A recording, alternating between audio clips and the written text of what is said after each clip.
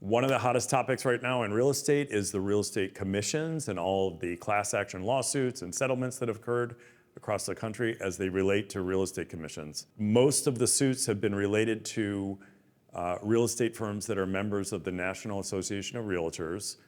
In New York City, we are not members of NAR, we're members of the Real Estate Board of New York, which is kind of like a little microcosm of NAR, but the Real Estate Board of New York, known as REBNY for short, creates all the rules and regulations that govern our industry. So there's something that's occurred with the real estate commissions.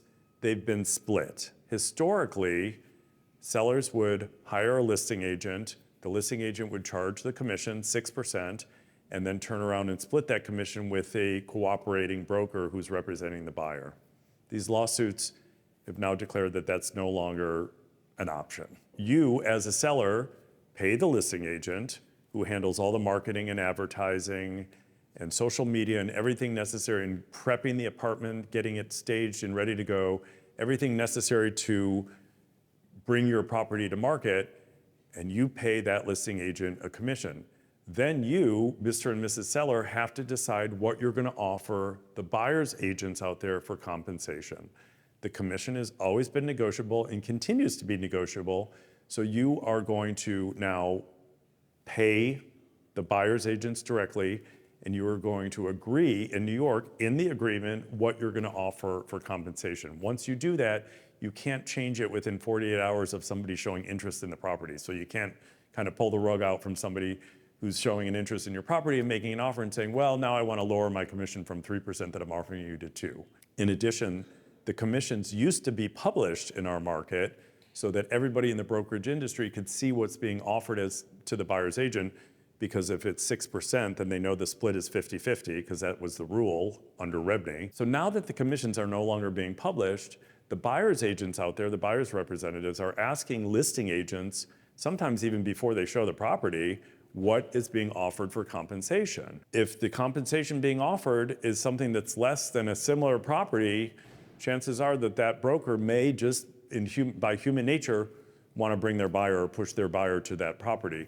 Now that may not be right, and that's probably the crux of the lawsuit, but that's the reality. So even though the commissions aren't being published anymore, the agents are still asking for it, and they should, because when a deal is being made, they should not be surprised when they see a commission that's less than 3% or whatever it is that they're expecting, 2.5% in our market for higher end properties. So it's probably best to find out up front, especially if you're negotiating a deal.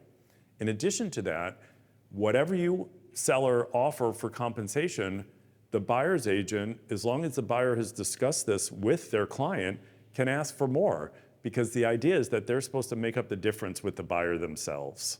So if the offer of compensation is 2%, and they have a written agreement now with a buyer, which is becoming commonplace and will become the rule, that you have to have a signed agreement with your buyer, they may ask you, the seller, I'm offering XYZ for your property, and I also want 3% commission, because otherwise it's gonna come out of the buyer's pocket. So it's a little bit fungible in that regard. We're not seeing a lot of commission compression as a result of these new rules.